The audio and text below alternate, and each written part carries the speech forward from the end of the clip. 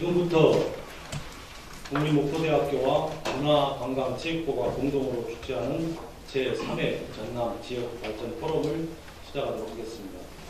먼저 이번 3회 전남 지역발전 포럼의 주제 발표를 해주실 평창 동계올림픽위원회 김기홍 기획부장 실장님입니다.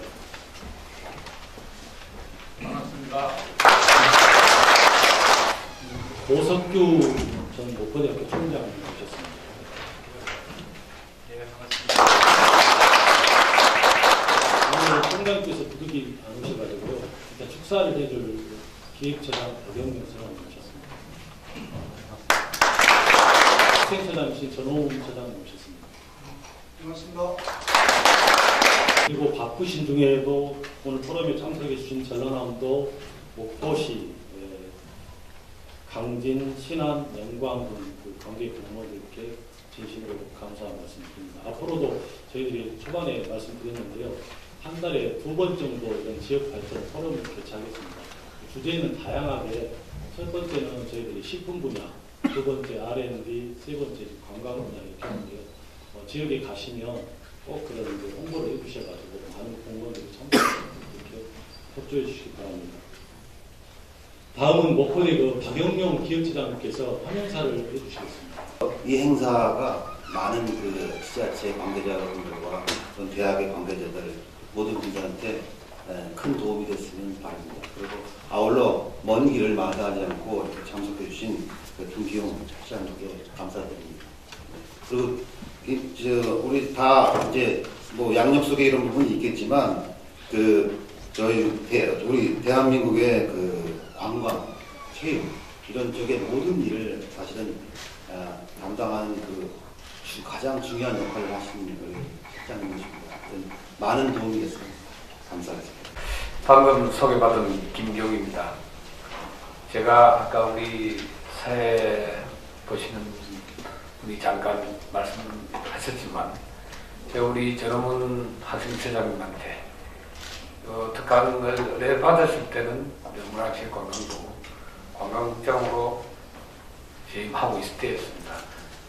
이제 갑작스럽게 상황이 많이 변해가지고 사실 저도 원하지 않았는데 또 이게 여기 공익자들도 계시지만 막 밀려 올라가서 또 승리를 해야 되는 상황이 생겼고 또 그래서 제가 평창 동계올림픽 조직위원회로 자리를 옮긴 지는 지난 27일자로 옮겼으니까 일주일하고 10일 정도 됐네요. 그래서 월화수목금 그리고 월화수 어제까지 하고 이제 오늘 사실은 이제 업무상으로 직접 관련됐기 때문에 관광국장으로 있으면은 제가 뭐 이렇게 출장을 달고 올 수도 있는 건데 이게 올림픽 조직위원회 기조실장을 맡다 보니까 개인적으로는 출장을 달 수가 없어가지고 연가를 내고 왔습니다. 우리 아시다시피 연가를 내면 하루 일당을 계산하면 한 20몇만 원 손해를 본 것 같습니다.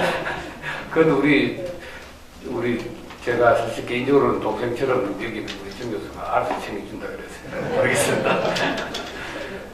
오늘 제가 여기 목포대학 사실은 목포대학은 학교 캠퍼스를 바라본 건 처음이고요.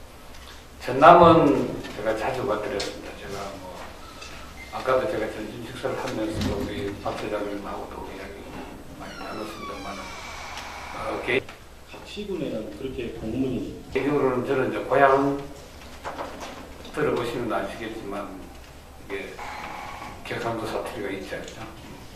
사람들은 잘 모르는데 또 경상도 사투리 있다고 했더라고요. 저는 경남 창녕입니다.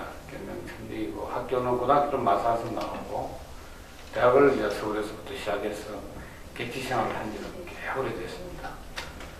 그리고 개인적으로는 목포에 이제 친한 지인분들이 좀 있고요. 제가 업무를 쭉 하면서 목포하고 직접적으로 아마 참 관련성을 맺은 거는 목포의 ATV라고 혹시 기억하실지 모르겠습니다. 그때 목포 서해방송 케이블 서남방송이었고 그 다음에 이제 그게 이제 1차 케이블로 목포 됐고 2차 SO를 할 때는 제가 직접 담당을 해서 이제 광양 이쪽으로 제가 케이블 허가를 내줬었는데, 그때 선한방송에 보혜 쪽에 나와 있는 오영교 사장님과 함께 아주 가깝게 지냈거든요. 그 후로 뭐 제가 방송 쪽에 오래 있었으니까 목포 방송, 목포 MC 사장을 거쳐갔던 분들 웬만하면 제가 다 아는 분들이었습니다. 가까이 얘기하면 뭐 MBC의 부사장까지 했던 그분이 목포 MC 사장이었어요. 목포 MC 사장이었을 그 기억합니다. 김세형 선생 제가 잘 압니다. 저는 개인적으로는 삼시에 현대고시를 합격을 했어요. 89년부터 고시 시험을 시작했습니다. 좀 늦었습니다. 남들이 사실은 뭐 고시라는 거는 군에 가기 전에 야무지게 다 공부를 해서 해야 되는데, 그때 군에 가기 전에는 이게 사회를 한번 바꿔보겠다는 생각으로 젊은 나이에 열심히 하다 보니까 사회가 바뀌지나 안 바뀌지죠. 그래서 자의반 타의반으로 2학년 마치고 군대를 갔다 와서 군에 있으면서 이제 뭘 할까 고민을 좀 하다가 제가 이제 행정학을 나왔기 때문에 당초 처음에 생각했던 행정고시를 하는 게 옳지 않겠나라는 생각을 하고, 그때 이제 군에 복학해서 고시 준비를 하는데, 그때 당시에 상황이 그러니까 전반정권 한 중반기 정도에 제가 복학을 했는데 대학 캠퍼스 가고 완전히 어지럽더라고요. 고시 공부를 하면서도 심적인 갈등은 상당히 많았습니다. 그리고 이런 군부독자에 고시 공부를 해서 정부 관료를 택하는 게 이게 어려운 것이냐라는 고민도 많이 했고, 그러다 보니까 이제 술도 마시고, 그런데 이제 시험도 좀 늦게 됐습니다. 어찌됐든 늦게 했다가 다시 시험이 돼서, 그때 당시 이제 문화공법이었습니다. 문화공법을 선택을 해서 들어갔는데 이제 문화과 공부처가 나눠지더라고요. 그래서 저는 이제 공부처를 선택을 했는데, 그때 당시 이제 공부처를 선택할 때 기본적인 생각은 그랬습니다. 제가 그때 그 고시 공부를 할 당시에 언론 청문회라는 걸 접했고, 그때 당시에 이제 한문도시도 나와서 그런 이야기도 하고, 그래서 언론 상황이 이 정도면 제가 언론 행정을 한번 해봐야 되겠다는 생각을 했었거든요. 그래서 문공부하고 공부처가 나눠질 때 저는 이제 공부처를 선택을 했고, 그래서 공시생활에 들어보니까 처음에는 이게 우리 공시생활 지방에서도 하시는 분들도 느끼셨겠지만, 처음에 막 기자들을 후리고 언론 상황을 잘 할 줄 알았어요. 와서 보니까 이게 기자들을 밥 사주는 게 기본적인 일이더라고요. 물론 중앙의 상황하고 지방의 상황은 조금 다르긴 합니다만은. 그래서 이건 좀 아니지 않느냐는 생각을 하는데, 이제 그때 부서를 막 옮기면서 방송행정을 맡기 시작했습니다. 그래서 이제 사실은 옛날 공무처 행정이 법이 있는 행정과 법이 없는 행정이 있습니다. 제가 법이 있는 행정 쪽을 맡다 보니까 이거는 좀 괜찮더라고요.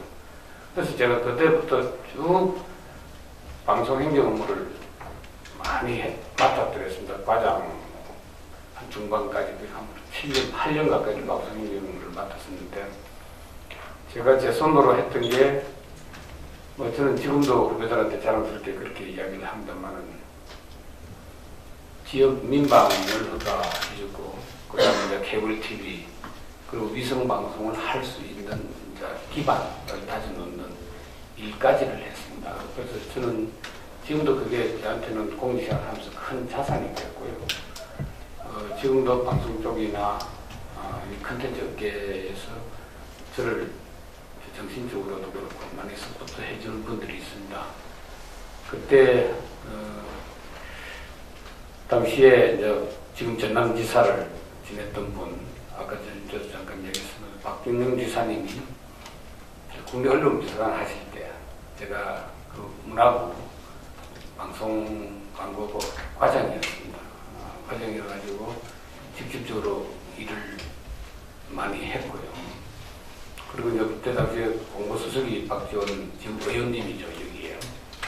의원님인데, 형님이 나중에 우리 장관으로 오실 때 저도 이제 방송과장을 같이 일을 많이 했고, 저는 방송 행정 업무가 문화부에서 이제 방송위원회로 독립된 행정기구로 넘어갑니다. 그때 제가 마지막으로 넘겨줬는데, 그때는 일단 제가 그때 굉장히 과장으로서 굉장히 반대를 많이 했음에도 불구하고 뭐 전체적인 흐름이 그래가지고 어쩔 수 없이 그렇게 넘어갔는데, 지금도 사실 방송행정 체제가 제대로 잡히지 못한 상황입니다.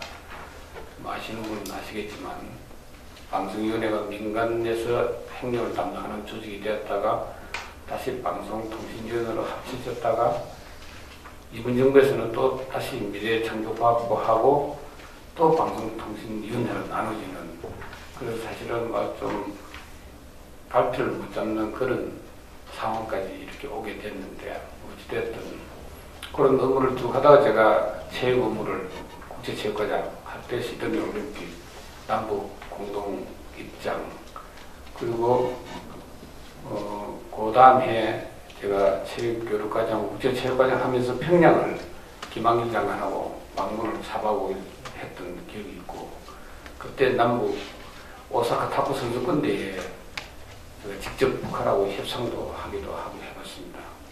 그때 당시에 제가 평양을 잠깐 갔다 오면서 느꼈던 거는 그때 2001년 3월이었습니다만, 그때 이제 우리 후배들 지금 이제 거의 국장이 되어 있습니다만 그 친구들하고도 가고, 그때 당시에 국장이었던 분들은 지금 이제 차관 다 하시고 그 리타이어 하신 분들입니다만, 그분들하고 같이 가서 느낀 거는 지금은 이제 상황이 좀 더 할 겁니다. 그 당시에도 13년 전이니까 그때 평양을 보면서 느낀 거는, 제가 업단이 고향인데 70년대에 제가 우리 업단이 고향에 왔다는 그런 느낌 정도가 평양 뒷골목이었습니다. 그 당시에.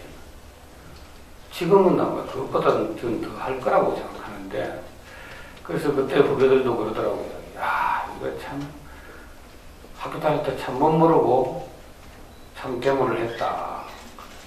그래서 우리는 우리 상황을 우리 국민들이 너무 저평가를 하고 있다는 그런 생각을 많이 했거든요.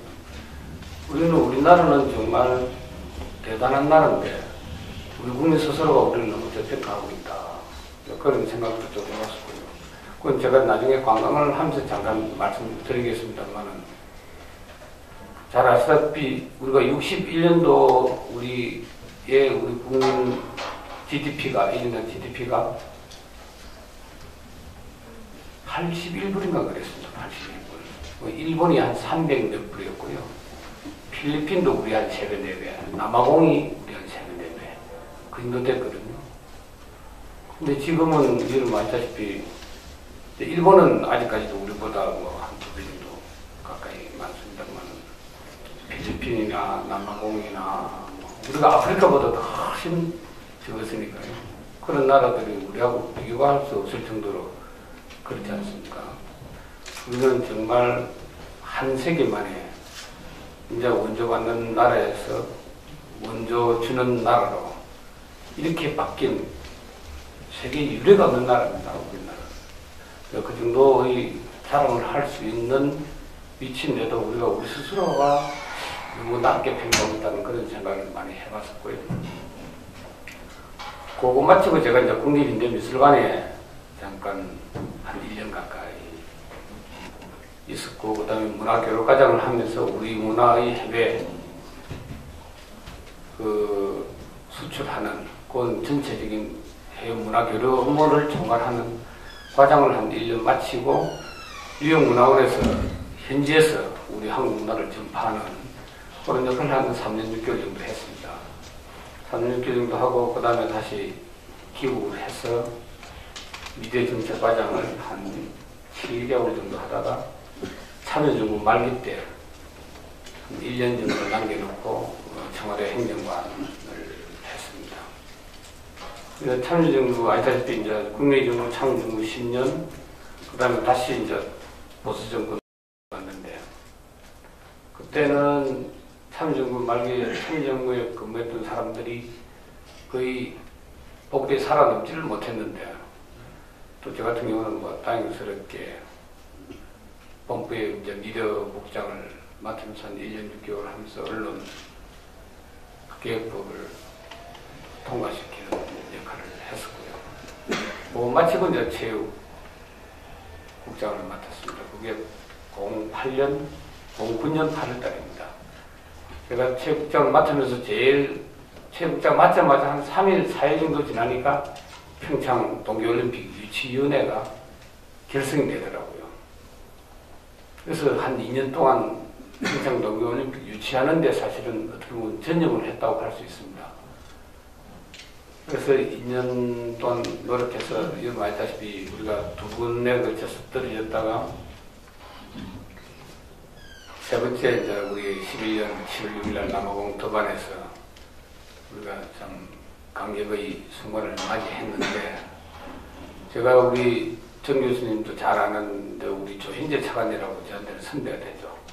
그 양반은 과장일 때 한번 2010 한번 떨어지고 국장일 때 2014 한번 떨어졌는데 저는 국장일 때 한 번에 됐거든요. 그래서 웃으면서 그 선배한테 아니 당신은 2번이나 떨어졌는데 나는 한 번에 됐는데 말이야. 2번 떨어진 사람이 차관까지 하고 말이야. 그래서 어찌됐든 2년 만에 2년 동안 이제 노력해서 평창 올림픽 유치를 하고 그 다음에 이제 평창 올림픽 조직위원회를 제 손으로 이렇게 구성을 해놓고 저는 이제 교육을 갔다가 국립외교원에서 한 1년 정도 교육을 마치고 이번에 박근혜 정부 들어와서 저작권 정책관을 한 1년 정도 했습니다. 1년 정도 하고 올 1월부터 이제 관광국장을 맡았었는데 그러니까 이제 이게 중앙부처에서 국장 한 7년 정도 이렇게 하면 사실은 그 전에 이제 1급으로 승진하게 되고 그렇게 하기 때문에 사실은 아시다시피 뭐 1급은 보장이 안 된다. 그냥 차관 게임에서 밀리면 바로 나가야 되고 차관 게임에서 안 밀리더라도 그냥 장관이 아이고 좀 자리 좀 비켜줬으면 좋겠다라고 이야기하면 이제 그 사람은 다 자리를 비켜줘야 됩니다. 나이하고도 관계없습니다. 1급을 얼마나 다르냐하고도 관계없습니다. 그래서 어쨌든 관광국장이 굉장히 중요한 자리인데 저는 개인적으로는 한 1년을 좀 더 해야 되겠다는 생각을 했는데 1년을 못 채우고 한 10개월 만에 이제 이렇게 승진해서 올림픽 조직위원회에 왔는데 저는 그렇게 생각합니다. 이게 뭐 어떻게 보면 평창이라는 게 제가 유치를 한데 2년 동안 쏟아부었던 거고 그 다음에 또 이거 개최까지 하라는 거 보면 이게 내한테 숙명인가 운명인가 이렇게 생각하고 열심히 해볼 생각입니다. 어떻게 보면 이제 동계올림픽이기 때문에 아마 우리 서울이나 인근 강원도 평창에 가까운 분들은 이게 우리 대회다라는 그런 생각을 좀 가질 수가 있는데 이쪽은 이제 뭐 제 고향인 거기도 마찬가지로 밑으로 내려올수록 내하고 좀 거리가 먼 게 아닌가라는 그런 생각을 할 수도 있습니다. 그리고 전체적으로 아직 부흥 자체가 일어나지도 않았고요. 왕왕 이렇게 이제 중요한 메가 스포츠 이벤트를 이렇게 하다 보면 옛날에 부산 아시안 게임도 그랬었고, 그 다음에 대구 육상 선수권 대회도 그랬고, 이번에 끝난 인천 아시안 게임도 그렇고, 사실은 그렇게 썩 국민적인 관심을 불러일으킬 만한 요소가 굉장히 부족한 게 사실입니다. 그런 거는 이제 개최 도시와 해당되는 조직위원회, 그리고 이제 또 정부, 이렇게 해서 이제 붐을 좀 일으켜야 되는데, 그런 게 좀 약한 건 사실이고요. 제가 그때 2000년도에 국제체육과장을 맡았을 때도 월드컵이 2002년이었지 않습니까? 근데 이게 월드컵에 대한 붐이 일어나질 않는 거예요. 그래서 그때는 이제 청와대도 그러고 우리 문화부도 그러고 얼마나 답답하겠습니까? 이게 월드컵 붐이 좀 일어나야 되는데 월드컵 붐이 일어나지 않으니까. 그래서 뭐 일단 그때 개최 도시 10개 도시인데 10개 도시당 1억씩 배정을 해가지고 문화 행사를 좀 크게 해봐라. 그렇게 한다고 해서 이게 부분이 일어납니까? 그래서 우리가 막 조직위원회를 딱딱하니까 그때 당시에 조직위원회 사무총장 했던 분이 우리 부 차관보까지 하셨던 분인데 그분이 하루는 점심을 하면서 그 이야기를 하시는 거예요.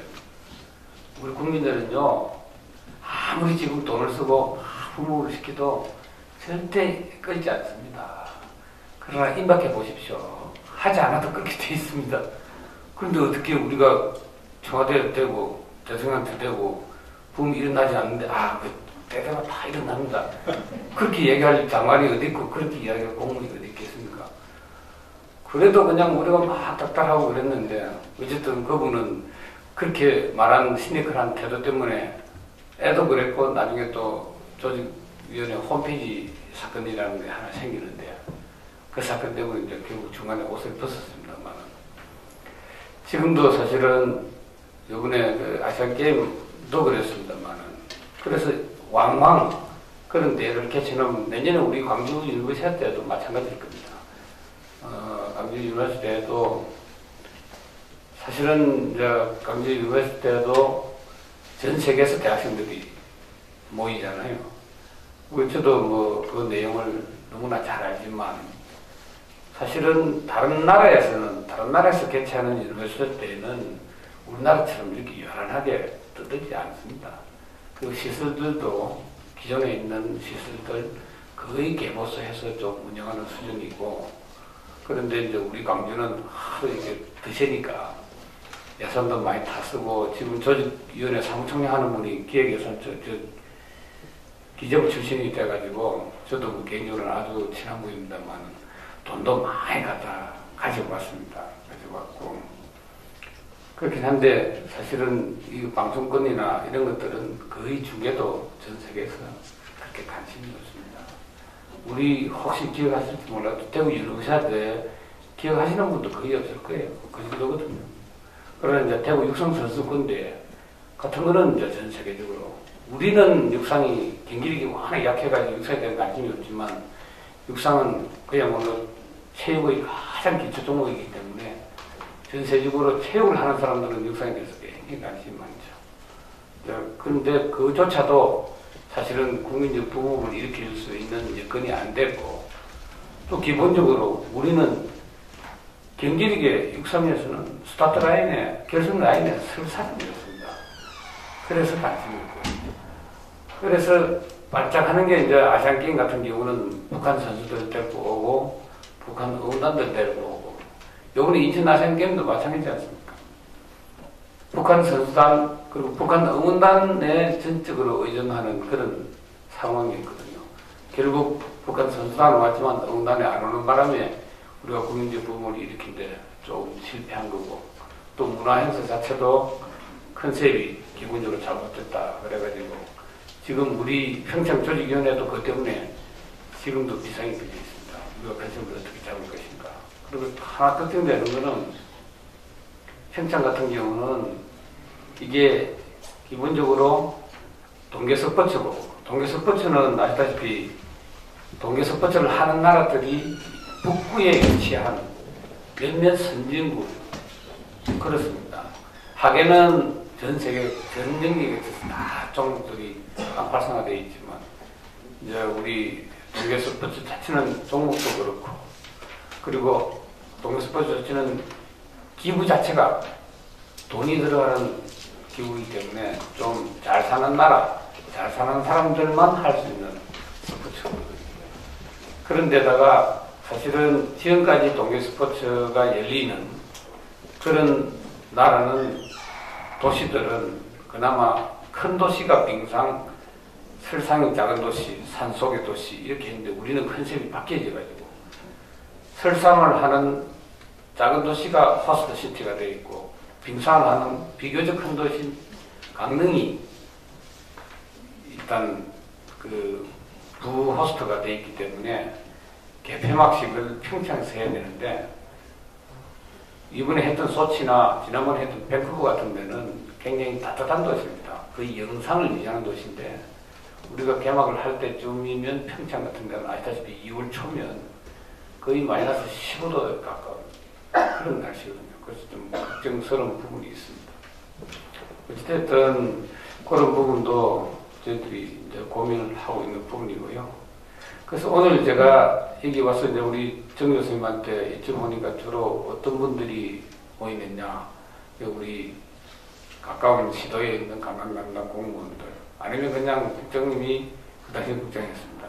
하고 싶은 말씀을 하시면 됩니다라고 해서 제가 자료는 준비를 했습니다만은 그 자료를 간략하게 넘기면서 진행을 전체적으로 한번 하고 나머지 이야기를 좀 나눠볼까 합니다.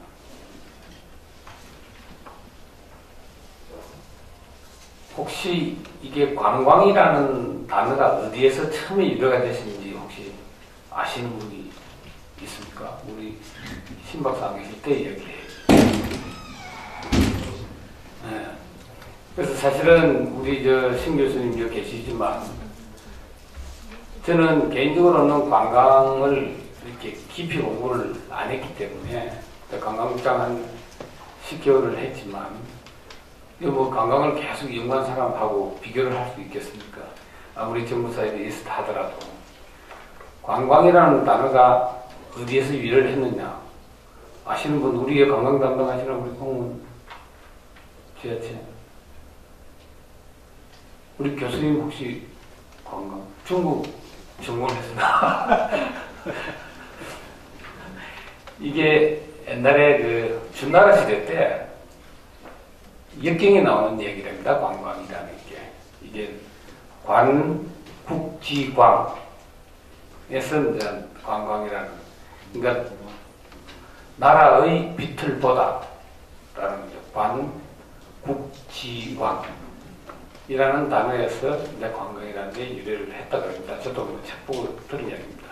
나중에 우리 신 교수님한테 깊은 뜻을 다시 한번 들어보시면 좋을 것 같고요. 그래서 관광이라는 것은 그 나라의 빛을 보다, 그러니까 그걸 좁히면 지방으로 하면 그 지방의 빛을, 그 지방의 진수, 그 나라의 진수를 둘러보는 게 이제 관광이 아니겠느냐, 그렇게 이제 이해를 해주시면 될 것 같고요. 이게 뭐 우리 옛날에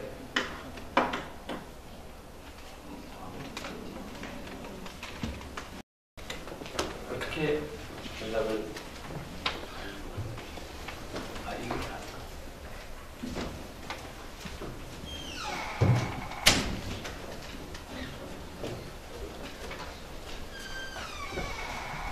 이거 책에 국내 관광 현황, 관광 개발 및 진행 등의 책, 요 순인데요. 넘어갈 수 있는 넘어가고 좀 설명할 수 있는 건 설명드리고 그렇게 하도록 하겠습니다. 이거는 관광거버넌스 책에는 정부관광지원 체계, 그리고 문화체 관광부, 그리고 관광관리법률, 그리고 한국관광청장의 발자취, 관광 관련 특정 기조 순으로 잠깐 말씀드려보겠습니다. 이게 뭐 정부의 관광지원 체계가 이렇게 되어 있다는 거고요. 문화체육관광부와 그리고 해당 지방자치단체의 관광 관련 파트, 그리고 문화체육관광부에는 국책의무기관으로서 한국문화관광연구원, 그리고 공공기관으로 공기업인 한국관광공사, 그리고 관광공사의 자회사인 그랜드 코리아 레저. 처음에 이게 그랜드 코리아 레저 그러면 이런 가지고는 뭘 하는 회사인지 아무도 모를 겁니다. 이게 외국인 전용 카지노 회사입니다. 관광 관련 협회.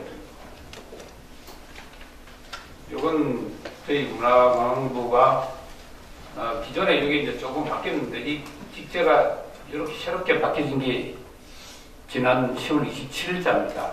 그 전에는 문화정책국, 예술국, 문화기반국, 그다음 미디어정책국, 그다음에 관광국, 관광국 안에 이제 관광레저 기획관이 있었고요.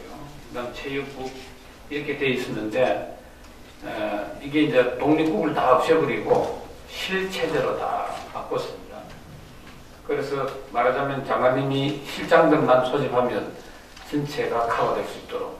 지난번에는 장관이 1급 회의를 소집해도 주요 국들이 다 빠졌습니다. 그러니까 아까 제가 좀 전에 말씀드렸던 문화정책국, 예술국, 문화기반국, 체육국, 관광국, 주요국들이 다 빠져버리니까 1급 회의를 수집해서 아무런 의미가 없는 시스템이었는데 이번에는 다 바꿔가지고 1급들 중심으로 이렇게 체제를 바꿨습니다.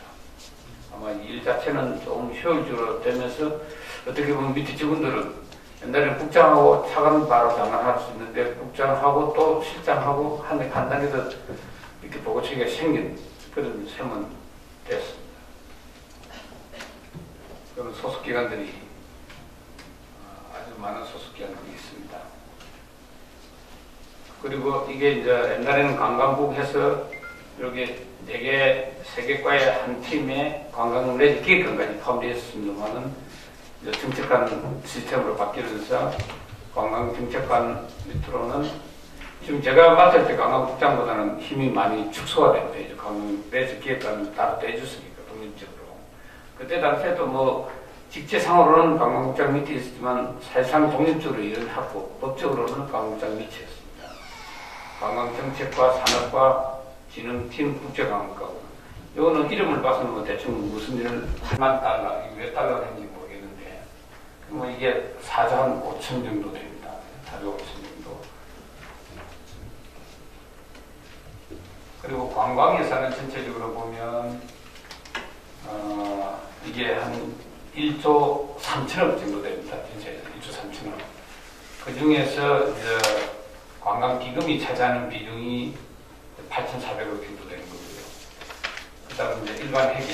일반 회계가 4천억 정도 되죠. 저 예산이면. 4천억 정도 되는데, 그래서 일반 회계는 우리 문화부가 직접 뭐 집행하는 거는 거고, 지특회계라는 거는 우리 지방공무도 잘 아시다시피 지역발전 특별회계. 그 중에서도 광역계정과 지역계정이 있는데, 광역계정은 뭐 아시다시피 조항에서 그림을 그리는 거고 지역계정은 지역에서 그림을 그리는 거고 지금 이게 뭐 앞으로는 점점 지역에서 주도권을 가지고 하는 방향으로 그렇게 나아가지 않을까라는 생각을 해봅니다. 아마 제가 체육국장할 때 또 이제 그때 당시에 이제 그 광특으로 있는 예산은 적고 우리가 기금으로 많이 했는데 그 기금이 광특으로 이렇게 많이 넘어가더라고요. 그러니까 광특으로 넘어가면은 그게 이제 어떤 문제가 있냐면은 그게 이제 우리 중앙의 입장에서 보면 문화체육 관광부 입장에서 보면 이 예산이 문화나 체육이나 관광을 쓰여져야 되는데 광특으로 넘어가버리면 지역개정을 가버리면 지자체 장들이 자기가 원하는 데 쓰게 되니까 중앙부처 우리 같은 부처 입장에서 보면 그게 관광 예산이나 체육 예산과 매년 부분이 몫이 적어져 버리니까 그런 측면이 있더라고요.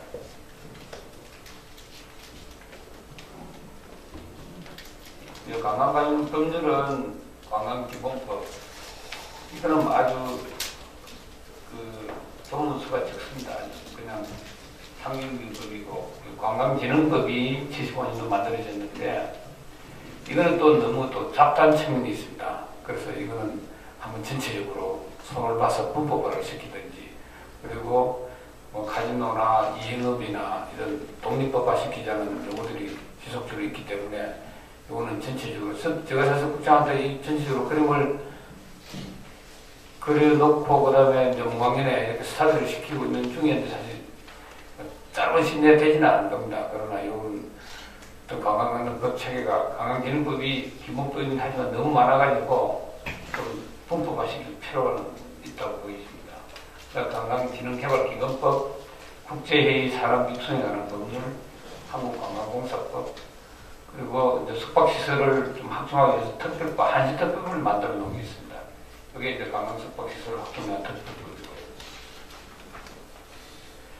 그래서 우리 한국 관광산업의 성장 과제를 이렇게 쭉 보면 아까 제가 잠깐 말씀드렸다시피 우리 한국은 나중에 역사는 아마 그렇게 평가를 하지 않을까 싶은데 우리가 1960년 뭐 그게 그 5.16에 대한 평가는 나중에 역사들이 평가를 하고 지금도 어느 정도 평가는 내려져 있지만 우리가 5.16 전과 5.16 이후는 확연하게 좀 달라지는 게 아닌가라는 생각을 저는 개인적으로도 그렇게 합니다.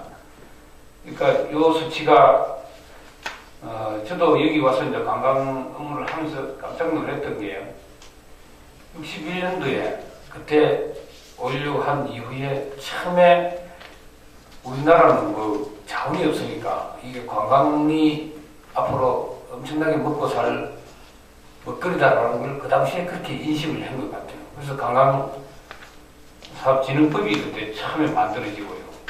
그리고 국제관광공사가 만들어집니다.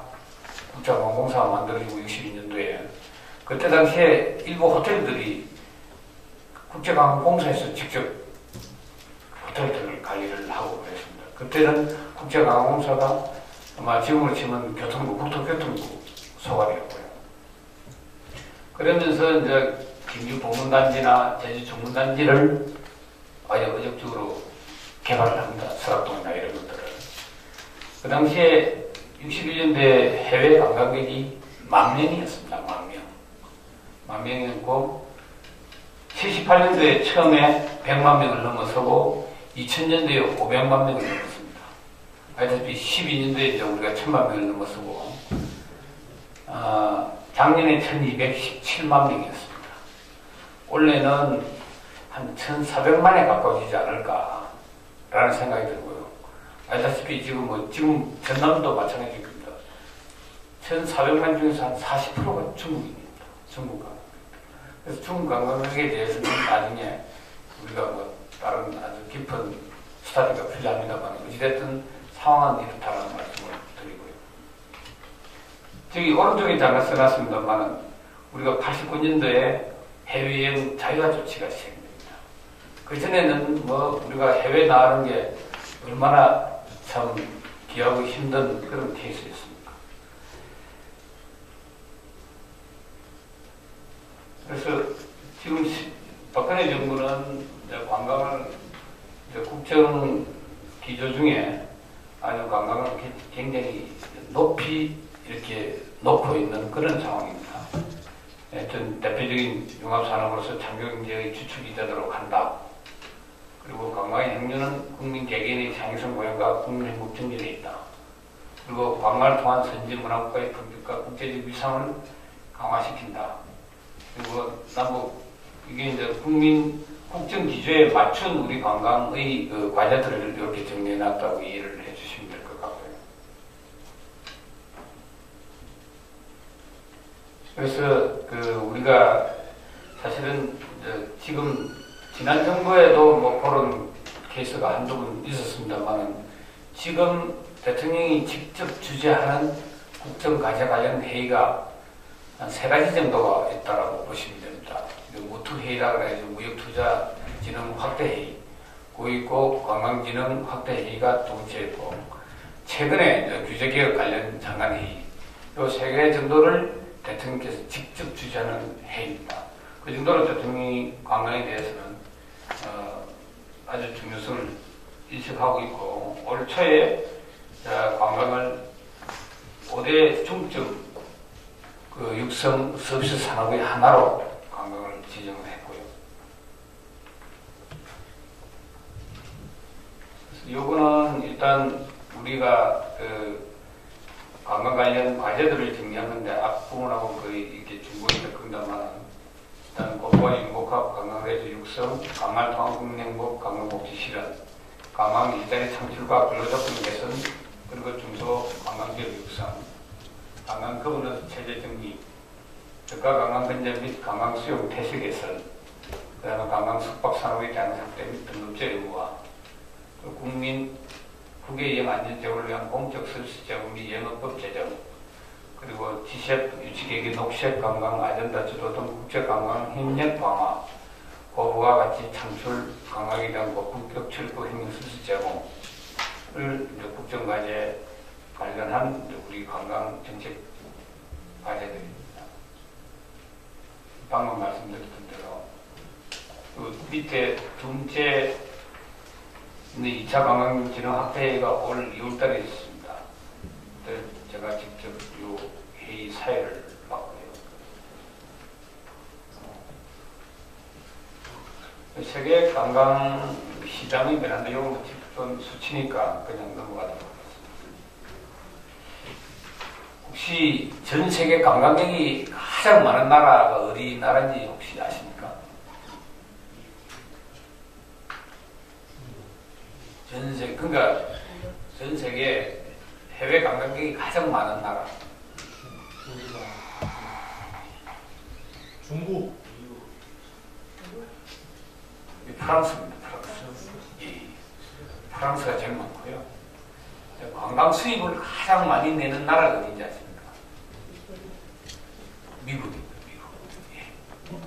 미국이고, 프랑스는 한 년간 8천만 5백만이 들어옵니다. 해외 관광. 8,500만. 우리가 아까 제가 작년에 1217만이라고 했잖아요. 중국이 한 5천만이 좀 넘습니다. 중국이 한 5등 정도 될 겁니다. 프랑스 1등, 이태리나 스페인, 그 다음 미국 숫자로 그랬거든요. 터키, 이런 나라들이 많이 들어오나, 터키가 한 3천만 명 정도, 중국이 한 5천만 명 정도라고. 우리가 전체적으로 1217만인데, 순위상으로는 한 23위, 심해서 그 정도 되죠. 23위 정도 되고요. 일본이 작년에 처음으로 1,000만 넘었습니다. 일본이. 그런 거 보면 사실은 관광 자원으로 보면, 우리가 그 관광의 그 국제 경쟁력을 평가하는 지수들이 있는데, 그걸로 보면 한 25위 정도 됩니다. 일본은 한 15위 정도 될 겁니다. 일본은 사실은, 일본 가보시는 분들 있지만, 일본은 사실 우리하고 비교할 수 없을 정도로 인프라가 탄탄하죠. 관광 자원도 많고.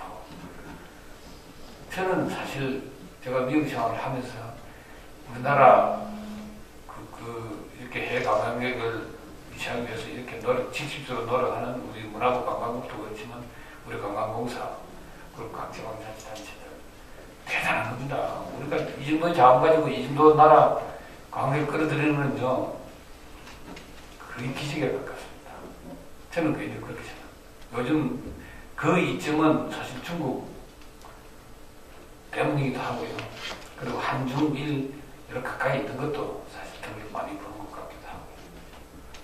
중국은 워낙 인구가 많아가지고 중국에 지금 원래 보통 한 해 이렇게 해외 관광객 나가는 사람들이 8천만 그러다가 한 9천만 곧 1억이 됩니다.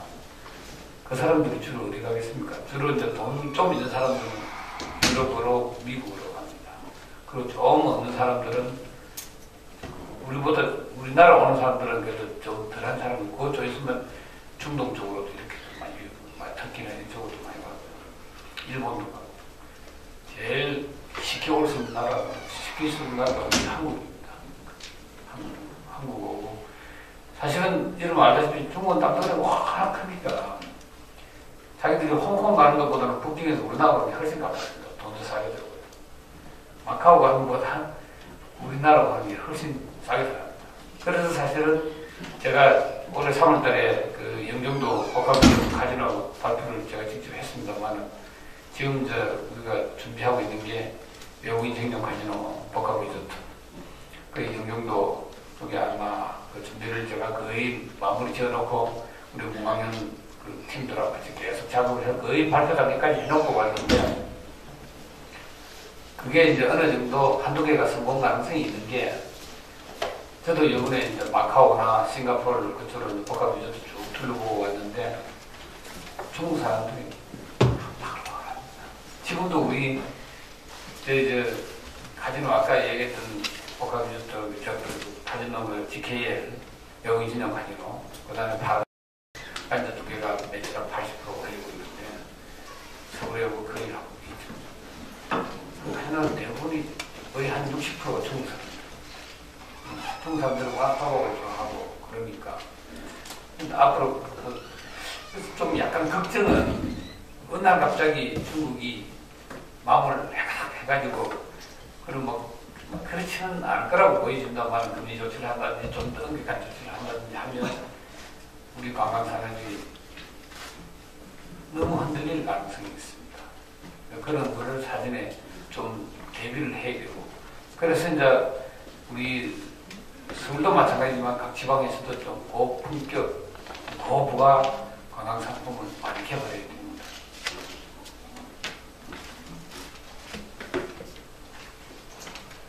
이게 이제 관광 관련 학생 수를 보니까 전체적으로 82개 대학에 한 7,770명이 나오더라고요, 한 해.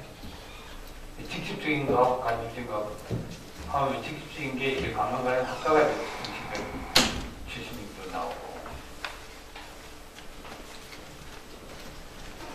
이거는 뭐 도표로 우리 방한 외래 관광객 수를 나타내주는 거고요. 이거는 수입이고. 근데 그건 아시죠? 지금 우리나라에 들어오는 관광객보다는 우리가 나가는 숫자가 아직도 많습니다. 그리고 작년 같은 경우는 한 36억 불 정도 적자입니다. 그래서 이번에 추이를 보니까 2017년이면 잘하면 우리가 그 흑자까지는 아니더라도 아주 한 3억 불 정도로 이렇게 이제 거의 2분에 맞출 수 있는 상황까지는 되겠더라고요. 그래서 지난번에 사실 한번 발표를 할 때 좀 충격적으로 2017년 관광 흑자 실현 이렇게 발표를 한번 하려고 했고 우리 신박사도 잘 아는 왕년에 우리 정책실장은 아유 국장님 그렇게 해도 될 것 같습니다. 그러길래 아무래도 자신 없어가지고 그거는 그렇게는 발표를 안 했습니다. 근데 2017년 지금 중국인들이 들어오는 중국 관광객 들어오는 그 추이를 보면 그리고 우리 나라 이렇게 보면 한 거의 흑자를 거의 달성할 수 있는 수준까지는 17년도 달성할 수 있겠더라고요.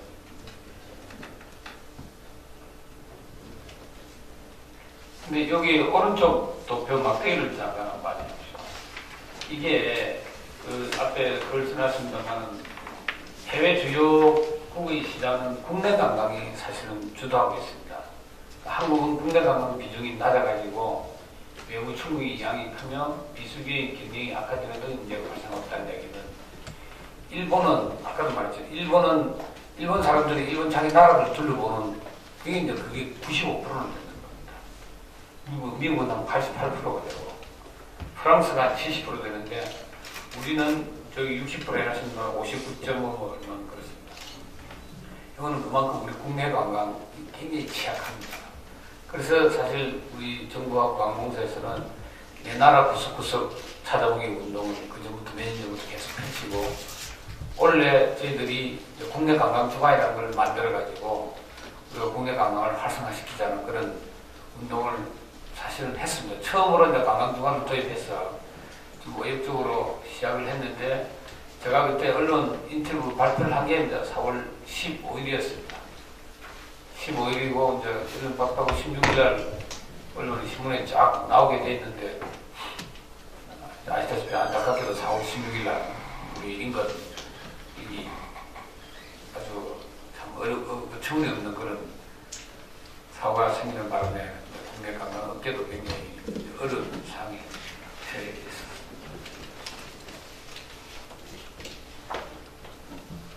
그래서 이게 보니까 이제 우리가 조사를 한번 해보니까 1인당 평균 여행횟수가 8.9일이라고 그럽니다. 8.9일. 여행횟수는 5.29회고 근데 이제 이게 보통 8.9일인데 그 중에서 관광여행이 4.24일이고 기타 여행횟수가 4.66일이라고 합니다.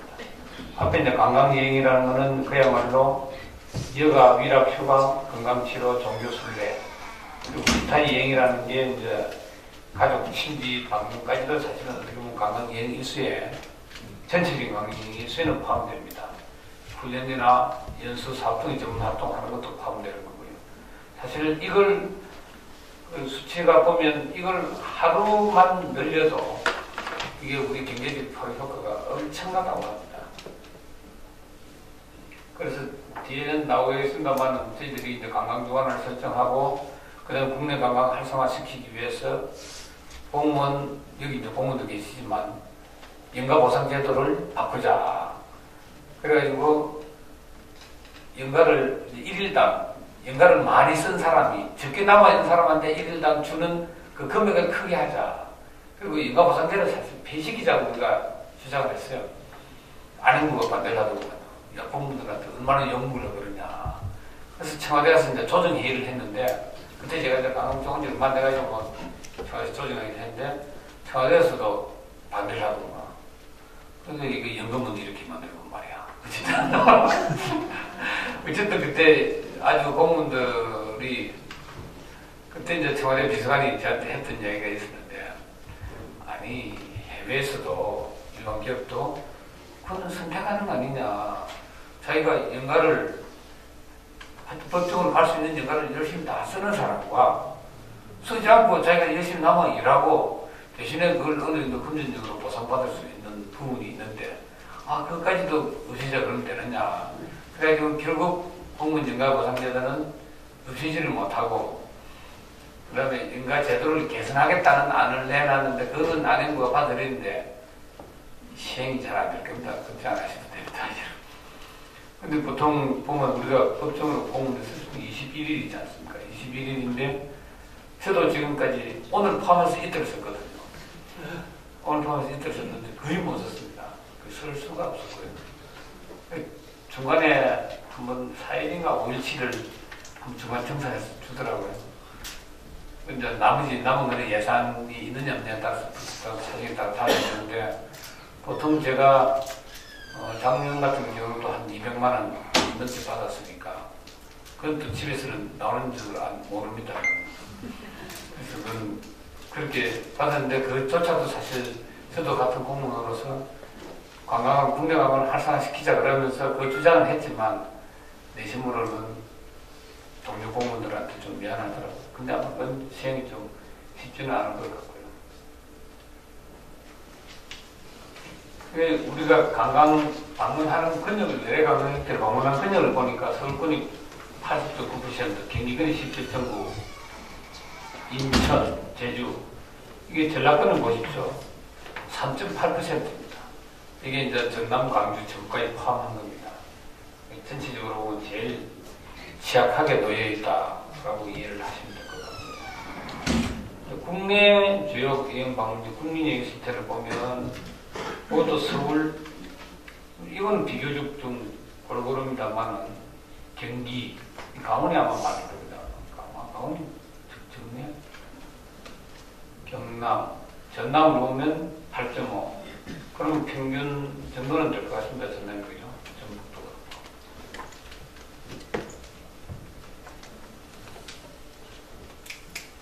그래서 이거는 이제 우리가 국내 관광을 제약하는 요인이 뭔가라고 보니까 이제 시간과 비용, 시간 부족이 제일 많고요. 그 다음 비용 부담, 이런 것들이 있었고.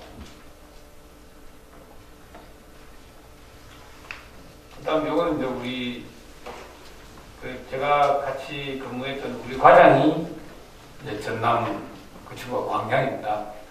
그 친구가 이제 좀 스타트 해놓은 걸 자료를 제가 잠깐 같이 가져온 거고요. 아마 이게 전남도에서도 아마 도움을 받아서 자료를 만든 것이라고 보여지는데, 일단 전남의 그 관광 잠재를 보면 뭐 아시다시피 성과 해안과 원앙 기운 최적의 자연 여건을 가지고 있다. 그리고 다양한 역사 문화 관광 자원을 보유하고 있다. 이게 전남이 전국 문화 관광 축제 중에서는 제일 많아요.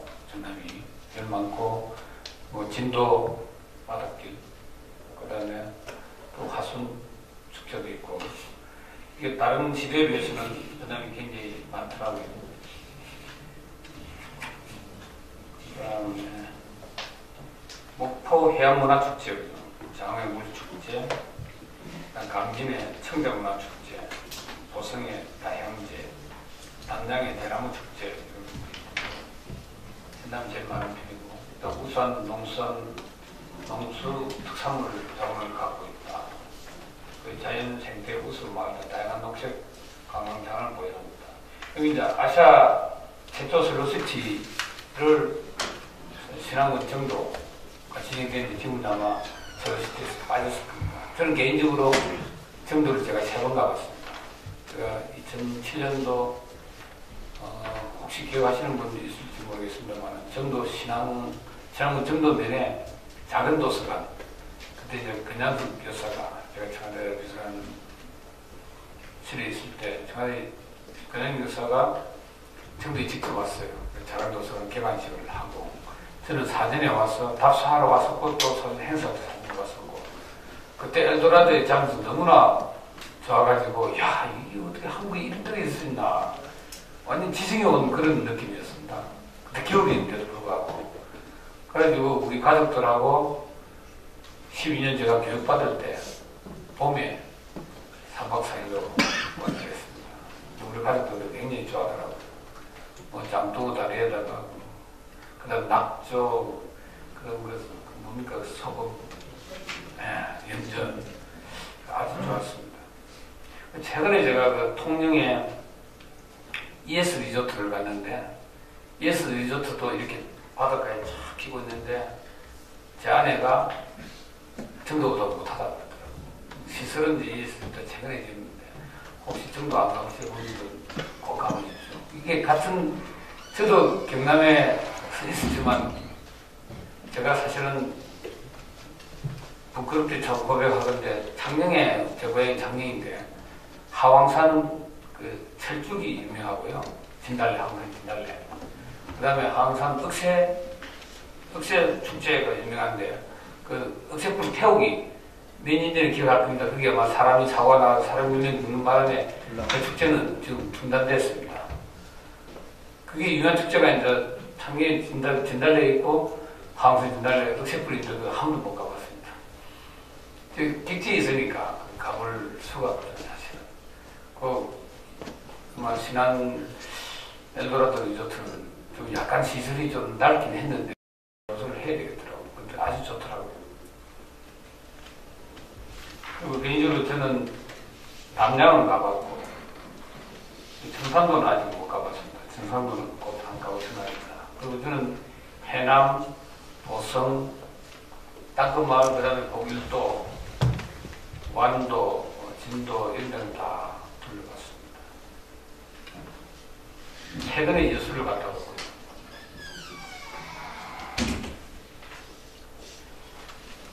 그래서 이번 앞에 자연 조건은 아주 그런데 실질적으로 이제 숙박이나 접근성이나 관광 편의 시설은 비교적 굉장히 낮은 편이다. 그러나 이제 다도에서 아니면 청정 자원이 매력성은 매우 우수하고 그래서 사실은 사실은 남도 하면 먹을거리지 않습니까? 음식. 또 뭐 삼합 좋아하고 제가 요 지인 중에 여름이면 민어, 겨울에는 홍어를 가져와서 서비스 파티를 많이 합니다. 전남 관광 경쟁력 취약 분야를 이제 조사한 게 이런 내용이고 어쨌든 식당이나 음식 그리고 관광 편의 시설 복거리 업무는 괜찮은 편이고 그 다음에 접근성 숙박 부분이나 이런 데는 많이 낮은 편이죠. 도에서는 아마 지정해서 우수 숙박업소를 지정해서 행복호텔로 전환 지원하고 있는 걸로 저희들이 알고 있고요. 전통 한옥 같은 것도 우리 관광국에서 직접 아마 예산 지원해서 아마 그렇게 하는 사업이 있는 걸로 알고 있습니다. 그리고 이제 무항국제공항에 사실은 이게 좀 편수가 늘어나고 하면 좀 여건이 좋아질 거라 보이고 내년 3월이면 고속철이 생기면 아마 이게 90분 만에 거의 도달하는 걸로 그렇게 들거든요. 오늘도 계획 타고 왔지만 이게 아직 고철이 아니니까 말만 그런 철이지. 그러니까 내년 3월 되면 완전히 상황이 달라질 거라 보입니다. 그런데 그렇게 생기니까 사실은 서울에서 경주가 이게 개택사 생겨버리니까요. 또 그런 측면이 있더라고요. 아침에 일찍 갔다가 다 둘러보고 안 자고 그냥 바로 올라가 버려요. 그래서 이 사람들을 묶어 놓을 수 있는 방안을 우리 지자체, 우리 관광 담당 공무원들, 관광업계 종사하는 분들이 그런 걸 만들어내야 될 것 같더라고요. 제가 여기 무안에 있는 그 골프장 그 주인 아들하고 개인적으로 그 동생하고 개인적으로 제가 잘 압니다만 저거 계속 함자로 와서 그 놀다 가라 그러는데도 저 지방에 와서 골프 치는 걸 별로 안 좋아하기 때문에 또 공무원들은 이게 지방에 와서 하면 흔적이 남습니다. 그래서 그래서 이걸 묶어 놓을 수 있는 좀 방법을 찾아야 되겠다라는 생각이 들더라고요.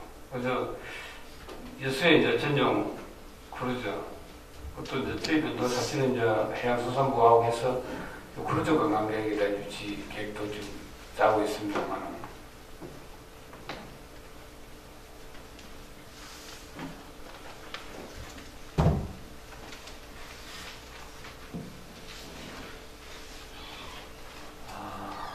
일단 아까도 얘기했지만 이렇게 다양하게 갖고 있는 관광 자원들을 컨텐츠화 시켜서 그걸 좀 고부가 가치화하는 것들이 좀 필요하겠다라는 생각을 하고요. 그리고 나중에 다시 한번 스포츠가 관광할 때 잠깐 말씀을 한번 드려보겠습니다만 아까도 우리 목포 우리 국장님도 그 이야기를 잠깐 하시지만 앞으로 우리가 이 전남이나 전남을 비롯해서 우리 지방에서 우리가 어떤 걸 가지고 사실 먹고 살 수 있을 것인가를 좀 고민을 좀 깊이 좀 해보셔야 될 것 같아요.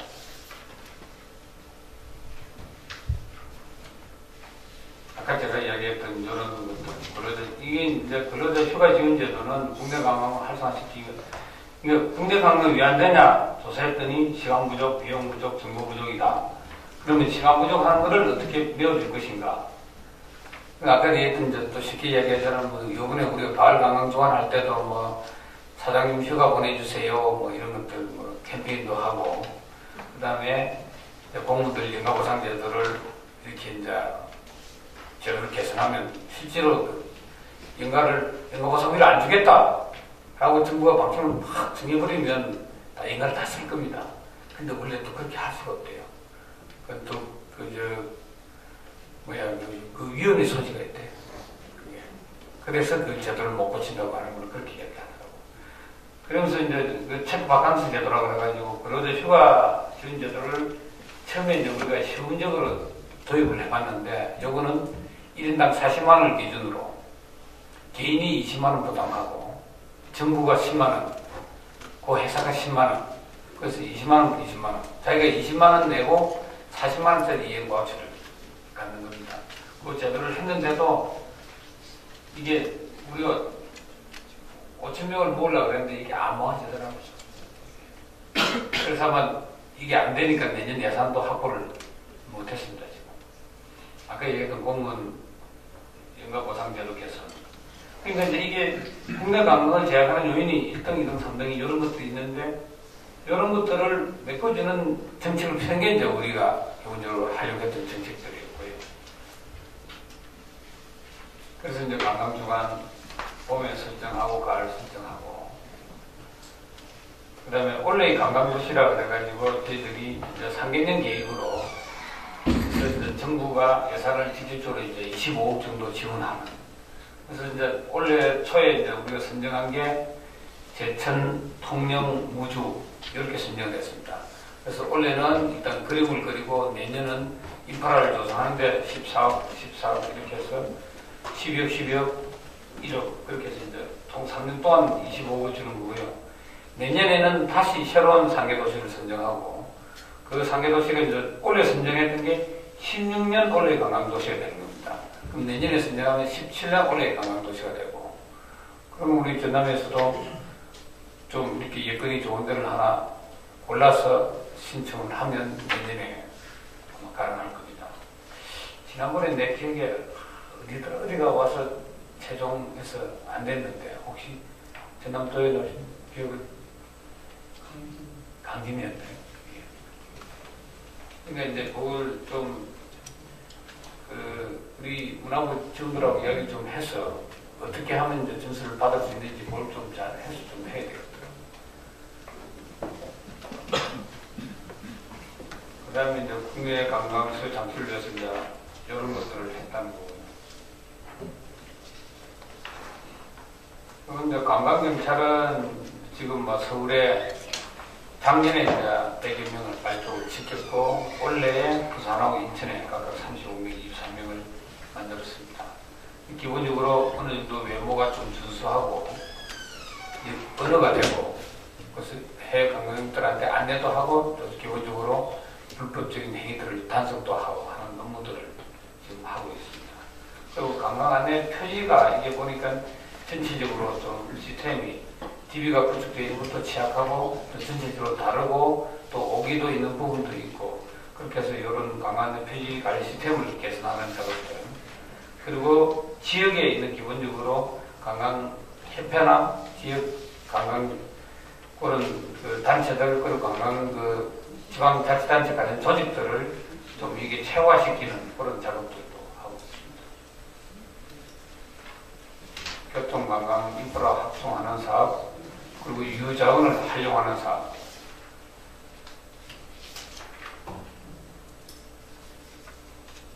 요 그림은 아마 예수 레이바이크인지 아니면 다른 데 건지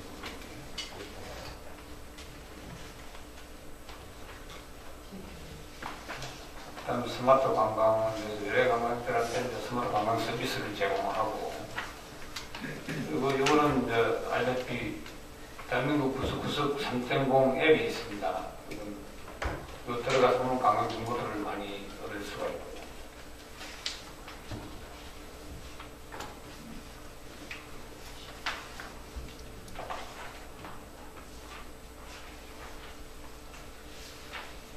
그 다음에 지역 전통 콘텐츠를 확장하는 음식 관광 활성화, 사찰 음식을 대중화하는 부분, 그리고 대중 음식 해외 진출, 한식 콘텐츠 개발하는 사업, 그 다음에 지역 문화유산 활용 관광 자원화하는 사업, 그리고 한옥 숙박 공간 브랜드 마련해서 통합정보 제공하고 예약 시스템을 구축해주는 사업, 그리고 산업 관광을 활성화하는 일들, 그리고 농촌 관광, 그리고 생태관광을 위한 둘의 운동을 전개하고 이걸 조직하는 사업들, 생태 관광 장기하고 미디어들 확대, 생태 관광 협력 네트워크 구축,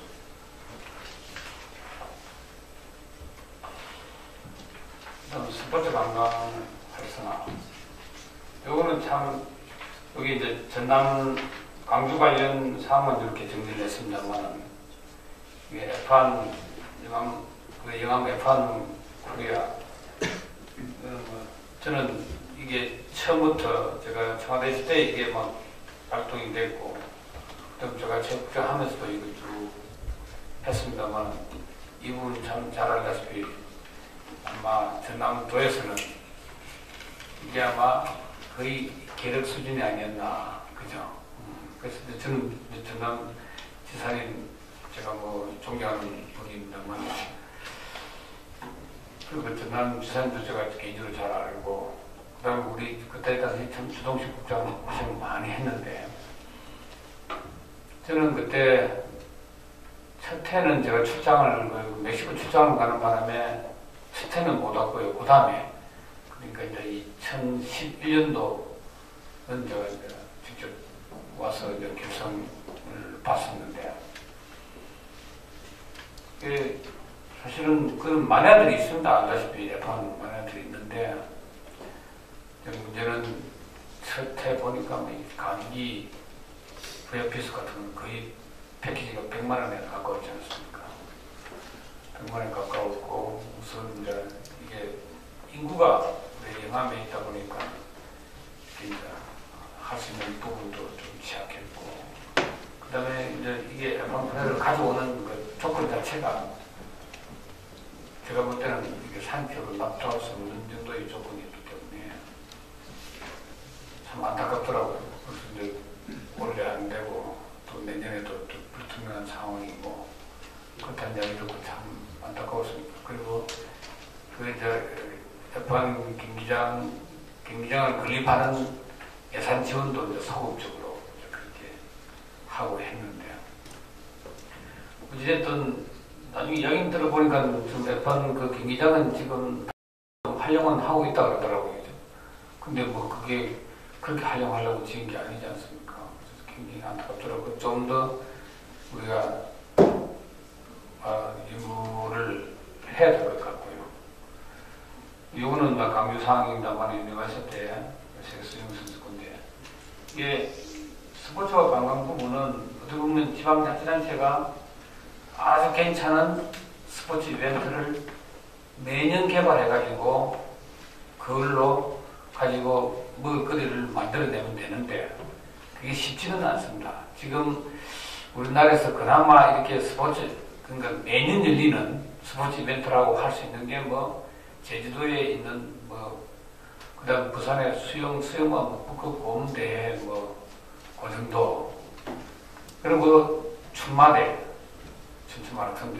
그런 뭐, 국내에서는 어느 정도 형성되어 있는 거고요. 그런, 제가 이제 이야기하는 건 스포츠와 관광 이야기하는 거는 이제 주안점을, 이런 메가 이벤트를 통해서 관광객을 많이 유치하는 것.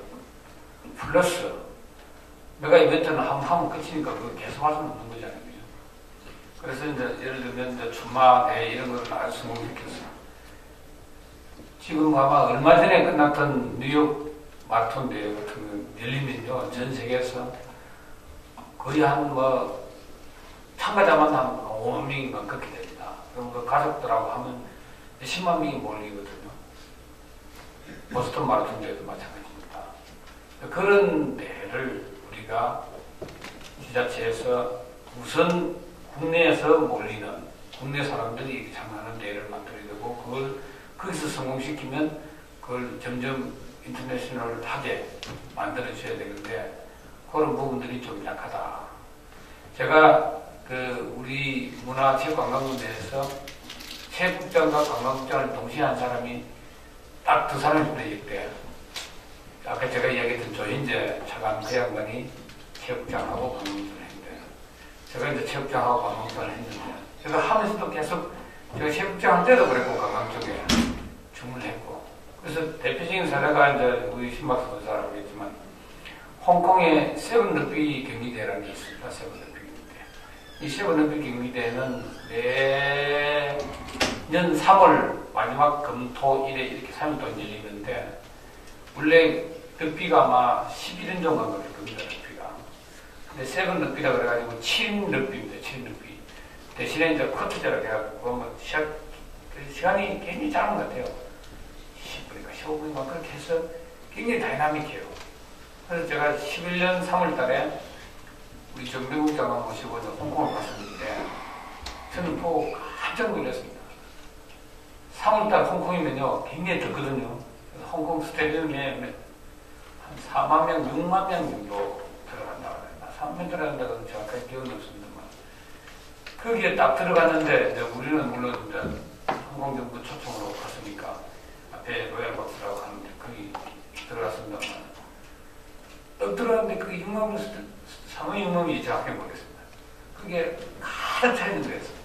관중이. 그것도, 이게 이제 우리 동양인들은 거의 없어요. 홍콩은 우리하고 똑같은 동양이잖아요. 거의 한 80%가 백인들. 아시다시피, 럭비는 우리 영연방국가에서 하는 거고, 다 백인들. 그 대회를 보러 오는 거예요. 그러니까 그 사람들이 호주에서, 뉴질랜드에서, 영국에서, 그렇게 다 오는 거예요. 그게 6만 명을 가득 채웠다. 그럼 그 가족들하고 왔다. 그리고 이게 경기에 대해서는 관심이 별로 없고요. 물론 뭐 관심이. 그게 경기가 이루어지는 동안에 축제입니다, 축제. 한 그저 끝나면 또 거기서 막 음악 틀어주고 그냥 여자들 배꼽 다 내놓고 이렇게 해갖고 뭐 맥주 마시고 다 그렇게 하더라고요. 이야, 이게 스포츠와 관광을 가장 제대로 결합시킨 성공 사례가 아닌가. 제가 그렇게 가끔 인용을 합니다. 이제 홍콩 세븐 럭비 대회인데요. 그런 것들을 우리 지자체에서는 이런 뭐 광주 유니버시티대, 자판 코리아, 세계수영 선수권대 이런 메가 이벤트를 유치하는 것도 중요하지만 이 유치할 때는 그 유치한 만큼 유니버시티대도 이제 그렇게 준비를 해야 되는 거예요. 대학생들이기 때문에 그 가족들 그리고 이제 거기 나와 있는 우리 관광공사에서 제가 이번에 인천 아시안 게임 할 때도 관광공사 각 지사에다가 오다를 내려가지고 그래서 가족들 데리고 오는 그 해외 유치 프로그램들을 많이 팔았거든요. 많이 팔았는데 그런 것도 중요하지만 그런 거는 고대 끝나면 끝이지 않습니까? 그래서 사실은 아까 제가 얘기했던 춘마대회라든지 북극곰 수영대회라든지 이런 이벤트를 우리가 오래오래 기억하고 야, 그 시즌 되면 내가 봄 되면 어디 그 대회 내가 가봐야지 하면서 와서 보통 뭐 하루 이틀 정도 이렇게 자면서 하면서 지역 경제를 활성화시키는 그런 사업들을 좀 개발해야 되지 않을까. 쉽지는 않을 겁니다. 고민을 좀 더 하셔야 돼요. 그래서 내가 말씀드립니다.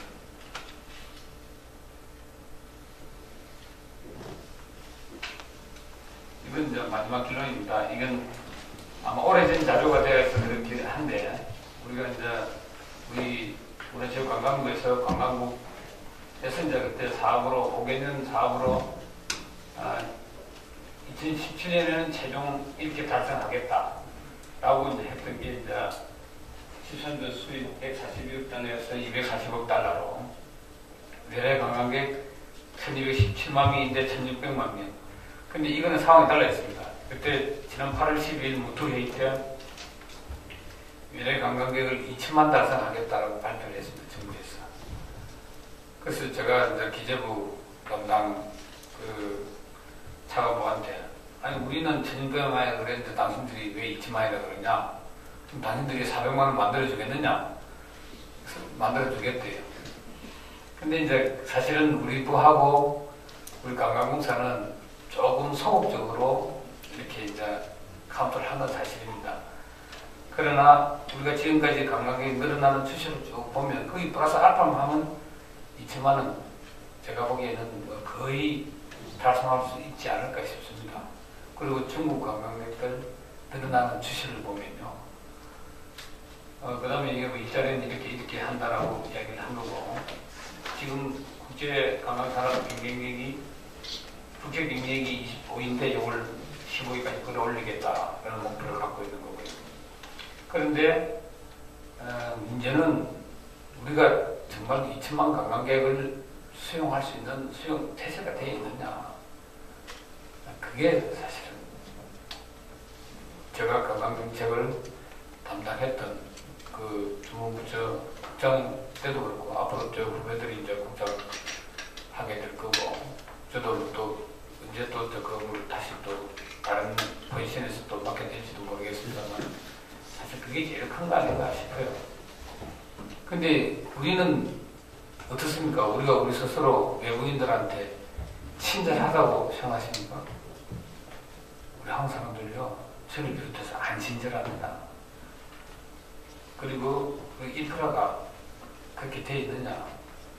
사실은 뭐 2천만 그러지만 2천만 하려면요, 비행기편이 그 수치로 나오거든요. 얼마나 늘어나야 되는지.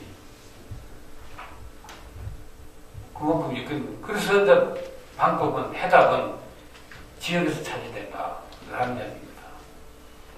지역에서 찾아지고 그런 역할은 서울, 인천이 포화가 되어 있을 때 양양, 무안, 제주, 부산 이런 데서 답을 찾아야 되는 겁니다. 그럼 무안에서 그러면 중강이 막 쏟아지는데 전남에서 요새 1인당 달콤을 얼마씩 줍니까? 한 마리에 10,000원씩 줍니까? 10,000원씩 주죠. 10,000원씩 들고 오는데 그 사람들이 10,000원 받고 하루 자는 조건을 주죠. 여기서 와서 전남의 특산물도 사고 전남에서 밥도 먹고 그렇게 해야 되는데 얼른 사고 서울로 부산으로 날라버리면 여기는 돈은 돈대로 드리고 그죠. 그래서 다른 지방이 있고 또 우리가 지방의 명분들이 어떻게 하면 그 사람들을 하루라도 더 여기 남겨서 보고 먹고 자고 가도록 그렇게 해야 되지 않겠습니까? 근데 저는 일단 다른 지방에 있다고 보고요. 서울은 이미 이제 서울 인근 포함하면 되니까 물론 서울 인근 계속 맡아야 될 부분은 맡아야 돼요.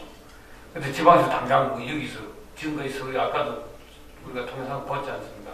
80% 이상을 차지하고 있는데 당장 여기 20% 30% 금방 내려올 수는 없을 거라. 아직 인프라가 안 돼 있으니까. 그래서 이제 그런 준비를 우리가 해야 되는 거고. 누가 그 수치를 그렇게 표현하더라고요. 중국 관광객에 대해서는 당분간 고민할 필요가 없다라고 이야기하는 게 워낙 인구가 많다 보니까 중국 관광객이 쏟아지는데 이 사람들이 한 번만 우리나라에 갔다 오는데도 한 사람 어떤 사람은 100년 어떤 사람은 170년 걸리는데 수치 이제 계산 방법이 좀 달라서 그런 거고 이제 그 정도로 중국 사람들이 인구가 많은 데다가 또 해외 여행하는 사람들 많고 그렇기 때문에 이제 그렇다는 이야기고 얼마 전에 이제 그 언론 보도에 중국 가이드 역사 가이드의 역사 안내가 엉터리다라는 뉴스 보도가 그걸 이제 또 대통령께서 장관님한테 지시해가지고 제가 한 2주 전입니다. 넘어오기 직전에 또 보고서를 만들어서 보고를 하고 그렇게 했습니다만은 어찌됐든 이게 무작정 늘어나는 게 아마 여러분도 그걸 보셨을 겁니다만 제주도에 중국 관광이 엄청 늘어나고 있는데 그 제주도에 호텔도 중국 자본이 들어와서 사버리고 그 다음에 식당도 중국 사람들이 한 데 가서 해버리고 그럼 제주도는 뭐 쓰레기 하시장이냐 심지어는 아주 자주적으로 그렇게 이야기하는 사람도 있었거든요. 누가 그 이야기를 하니까 야 우리는 해외 나갈 때 대나무 타고 가지 카를 타고 가지 또 그 가면 태국을 가든 저 베트남을 가든 가면 또 한국 식당 가서 또 밥 먹고 오지 우리도 비슷한 거 아니냐 그렇게 이야기하는 사람도 있긴 하더라고요. 그래서 저는 뭐 그렇게 생각합니다. 이게 우리가 그 바가지 요금 많이 세우고 그 다음에 가이드들이 주로 쇼핑 안내를 많이 하고 무슨 가이드들이 아시다시피 월급이 없습니다.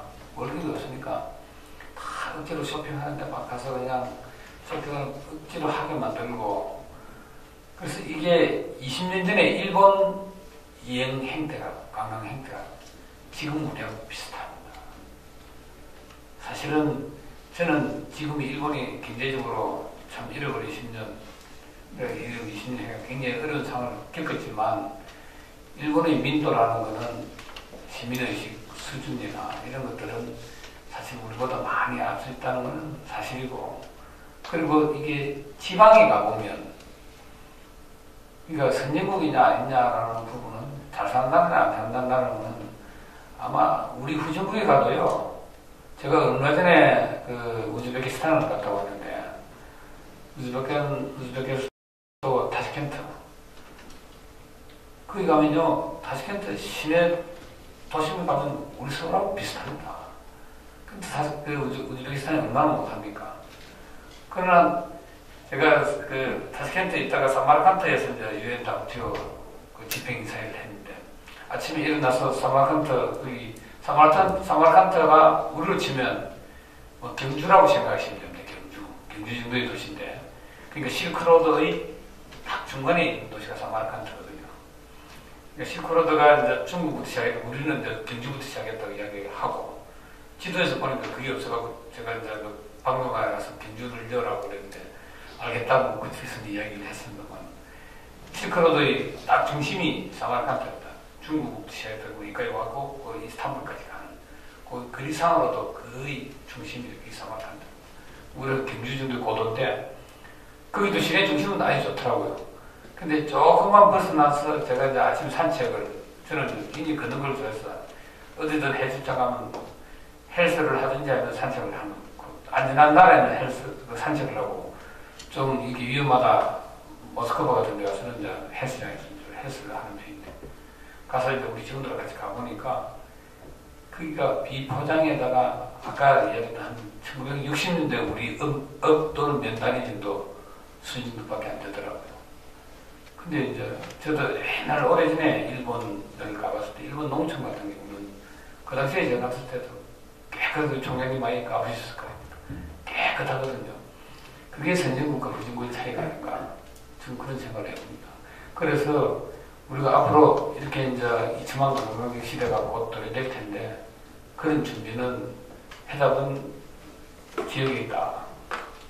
그래서 지역에서 그냥 가만히 있어서 손님들이 관광객들 오는 거 아니지 않습니까? 우리가 고민하면서 그렇게 손님들을 맞을 준비를 물론 이제 우리 중앙에서도 그렇게 할 수 있도록 지원도 하고 같이 이렇게 해야 되겠지만 우리 지방에서도 고민하면서 좀 준비를 해 주셔야 되지 않을까 그런 생각을 해봅니다. 시간이 이게 두서없이 이상으로 이야기를 마쳐보자 합니다. 혹시 질문가 우리 실장님의 그 풍부한 정책 경험을 바탕으로 우리 전람하고 각 시군의 그런 현안 문제 등을 외국 사례 등을 이렇게 것을 좀 심도 있는 강의를 해주셨습니다. 다시 한번 우리 실장님께 뜨거운 박수 부탁드립니다. 질의응답 시간인데요. 질의응답은 우리 스포츠 문제에 사왔던 심원석 교수님이 위하여 잠깐 하겠습니다. 그 시군에서 그런 정책에 대해서 아주 아낌없이 질문해 주시기 바랍니다.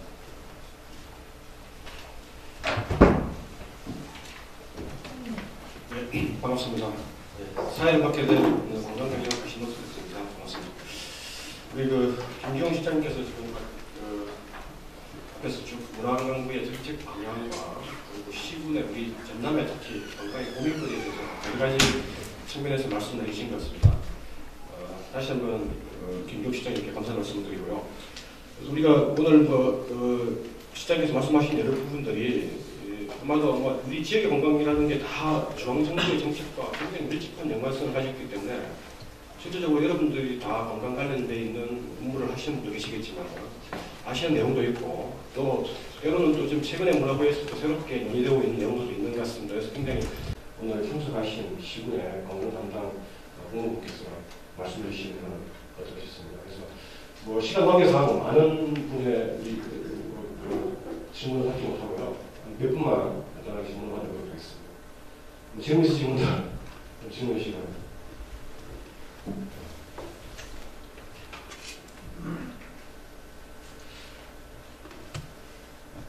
제가 이제 내용들을 보니까요, 우리가 몇 가지 이제 이야기들을 할 수 있는 게, 우리 지금 최근에 우리 송도에 복합주택건이 지금 가두고, 우리 전남의 영암해양 기업도시도 아마 뭔가 새로운 돌파구를 풀어내야 되는데, 지금 아직까지 이 구체적인 모습들은 안 보이는 것 같습니다. 그렇죠? 그런 속에서 이런 또 복합전투와의 또 어떤 연관성을 가지고 전남의 영암해양 기업도시를 풀어내는 부분도 우리가 같이 고민해 볼 수 있을 것 같아요.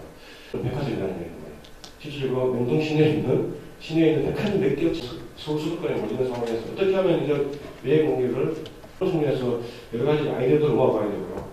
또 우리는 KTX 문제도 아까 뭐냐 체제가 또 안 되기 때문에 뭔가 전남에서 준비를 해야지 여러 가지 상황들이 있는 것 같습니다. 그래서 그런 부분도 있고요. 우리 이제 지역 관광의 중심은 이제 과거에 리조트 중심에서 이제는 지역의 흔히 말하는 핵 같은 조그마한 도시들이 관광의 중심이 돼야 되는데 문화부에서 올해 관광도시라는 사업들을 하고 있는데 불행하게 우리 전남 지역은 한 군데도 안 된 것 같아요. 그래서 우리 다음에 내년도에 사천장 할 때는 전남 지역에 목포라든지 여수라든지 순천이라든지 조금 전남에서 관광의 핵심적인 거점 역할을 하는 그러한 도시들이 그런 사업들도 좀 이렇게 우리가 지원해야 되는 게 아닌가 생각하기 때문에 좀 그런 내용들을 질문이라기보다는 좀 건의 내용들을 조금 질문해 주시면 될 것 같습니다. 네, 전라남도 관광과에 있는 류준호라고 합니다. 외국인 관광이랑은 좀 거리가 있는데 아까 인상 깊게 봤던 게 우리나라가 국내 관광 비중이 60%밖에 안 되는데 거기에 따른 특별한 이유나 그런 걸 생각하신 게 있을까요? 아니면 네, 그 부분에 대해서 왜 그렇게 다른 나라에 비해서 국내 관광 사실 프랑스 같은 경우에는 외래 관광객이 우리나라보다 훨씬 많은데도 아까 표시에 국내 관광 비중이 70%라고 하셨는데 우리나라가 국내 관광 비중이 낮은 이유가 있을까요? 그건 그 답변은 우리가 신 교수가 관광학자로서 답을 그런 스타일이나 했으니까 하는 게 좋을 것 같고요. 저보다는 제가 보기에는 우리나라는 어떻게 보면 국토가 좀 좁기 때문에 이렇게 이제 여행을 가더라도 이렇게 오래 가는 것들도 좋을 거고 다니는 시기가 아무래도 좀 많고 그러지 않나. 그런 이유도 있지 않을까라는 생각도 들고요. 또 우선은 또 돈이 좀 있으면 또 해외 나가려고 하는 그런 성향도 없지 않아 좀 있지, 영향 미치지 않을까. 다른 부분에 대해서 말씀드리면 관광은 크게 주중 여행과 주말 여행으로 나눠집니다. 그래서 대부분 다 국내 여행이 활성화되는 나라들은 주중 여행 시장이 탄탄합니다. 주중 여행 시장. 우리같이 유흥기관에 여행 가고 휴가 때 여행 가고 주말에 1박 2일 여행 가는 거 가지고는 국내 관광산업이 활성화될 수가 없어. 대부분 선진국만 갈수록 휴가 여도라든지 이 시간, 이 국민을 이렇게 여행으로 끌어내는 여러 가지 사회적인 제도들이 잘 됐기 때문에 가게 되는 거고요. 또 한 가지 이유는 이제 대부분 그런 나라들은 고령 인구들이 주중 관광 시장을 떠받칩니다. 고령 인구들이. 근데 우리나라는 지금 고령화 사회로 넘어가는데 아직까지도 여러 가지 사회 복지적인 측면에서 초고령 사회를 진입함에도 불구하고 고령 사회가 두렵고 불안하죠. 그죠? 시간은 많지만 아직까지 여러 가지 불안함이 있습니다. 그래서 대부분 선진국이거든 여러 가지 사회보장 시스템이라든지 이런 주중시장을 뒷받침할 수 있는 데 잘 되기 때문에 우리나라도 국내여행이 잘 되기 위해서는 관광만 해서는 안 돼요. 여러 가지 사회적인 보장 서비스가 같이 되면서 이것이 돼야 우리는 이제 관광에서 그런 부분을 갖다 복지 관광이라고 하는데 복지 관광에 대한 시스템도 제도적으로 그래서 우리나라가 아직까지는 외래객 중심의 관광 정책을 취하다 보니까는 국민이 이 국내 여행을 활발하게 할 수 있는 사회적인 보장 제도를 만드는 복지 차원에서의 관광 정책은 아직까지 부족해요. 그래서 그런 것들 우리가 계속 지속적으로 만들어서 좀 해줘야 되는 거 아닌가 저는 개인적으로 생각합니다. 제가 아까도 잠깐 언급했다시피 방금 우리 신호사 이야기했다시피 어떻게 보면 우리 관광공사의 출발이 국제관광공사로 출발했다는 이름이 말해주듯이 지금까지는 해외 관광객 유치에 따라서 관광정책의 방향이 이렇게 맞춰진 건 사실입니다. 그래서 최근에 국내 관광 활성화를 위한 정책들을 고민하기 시작한 거고, 이제 그렇게 해서 나온 제도가 아까 제가 쭉 설명했던 관광 주관을 설정하고, 그 다음에 이제 휴가제도, 그 다음 휴가 지원제도부터 체크바캉스, 그 다음에 공무원 인가보상제도, 올해 관광도시 이런 것들을 국내 관광 활성화를 위한 시책들을 그전에 이제 또 캠페인도 대한민국 구석구석 캠페인 이제 시작한 지 한 2, 3년 됐고요. 그래서 이제 어떻게 보면 이제 이렇게 막 시작했다라고 보시면 될 겁니다. 네, 안녕하세요. 목포시청에 근무하는 민향숙입니다. 제가 이제 목포시청 관광부에 근무하기는 하지만 관광 업무에 접해본 내용이 없어서 좀 엉뚱한 질문일 수도 있는데 양해 바라고요. 제가 이제 여기 회의장에 오기 전에 직원하고 잠깐 한 얘기가 있어서 그거하고 연관이 된 것 같아서 여쭈려고 하는데요. 우리 목포시는 관광 유적지가 또 많고 천혜 관광 자원이 풍부해서 또 해양 관광 도시로도 유명합니다.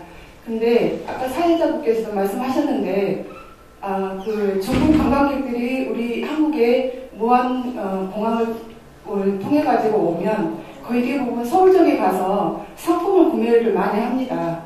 근데 이제 우리 목포시는 이렇게 풍부한 천혜 관광 자원을 갖고 있으면서도 중국 관광객을 잡아놓을 수 있는 그런 인프라가 부족한 상태거든요. 그러니까 저희 생각에서는 이렇게 짧은 생각에서는 면세점이라도 하나 있으면 그 중국 관광객을 좀 이렇게 잡아줄 수 있는 계기가 될 수 있지 않겠나 그 생각을 하는데 좀 떨려서요. 근데 지금 부처에서는 혹시 꼭 우리 목포시가 아니더라도 목포시 가까운 쪽에 이렇게 재정이나 인프라가 부족한 시군에 면세점을 유치시켜서 좀 더 이제 관광을 좀 발전시킬 수 있는 그런 확대시킬 수 있는 그런 방안이 또 있으신지 궁금해서 여쭙니다. 하면서 이렇게 이제 마음공을 통해서 스크루즈 이렇게 가져와도 여기에 이제 우리가 전남이나 목포시 1인당 2당 만원씩 이렇게 지원을 해줘도 여기 머무르지 않고 가버린다고 되지 않습니까? 그게 이제 비단 전남뿐만 아니라 강원도 또 이제 이야기 들어보면 양양으로 들어온 이제 중국 관광객들 그리고 배로 플라토에서도 배로 많이 들어오거든요. 그런 분들이 머무르질 않는데요. 그게 이제 지방에 어떻게 보면 이제 지방에 나타나는 공통된 현상입니다. 그래서 이제 지역 면세점 부분은 이제 다른 데에서도 요구하는 사항들이 많이 있습니다. 그래서 그건 아마 긍정적으로 검토가 될 거고요. 그리고 또 면세점 것도 보면 이게 지역에 면세점을 해놓으면 이게 규모가 적으니까 또 좋은 품목들이 입증을 안 돼요. 또 그런 문제가 있더라고요. 또 이제 가령 예를 들면 지금 서울의 롯데호텔 면세점이나 신라호텔 면세점장을 주말에 가보면요. 정말 이런 표현을 써서 좀 못하면 도둑 시장 같습니다. 한 가보셨죠?